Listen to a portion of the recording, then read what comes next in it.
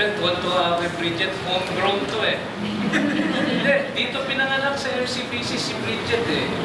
And katulad yung pinaptize ko yung anak ko many years ago, parang gano'n ang feeling ko na yun eh. Kasi lumaki sa MCBC, and now, mananampalataya, member ng MCBC. Ang prayer ko sana lahat ng anak dito, eh, maging ganito rin, katulad ni Bridget, by the grace of God.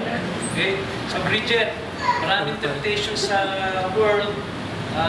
Sisikapin mo ba na labanan itong mga temptations na to? Bata ka pa, maraming temptations sa youth. Handa ka ba sumunod kay Kristo kahit anong consequence?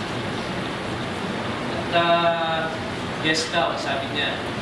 Mahal mo si Kristo at walang mauuna kay Kristo pagdating sa puso mo. Sisikapin mong lumago kay Kristo, hindi maging kontento.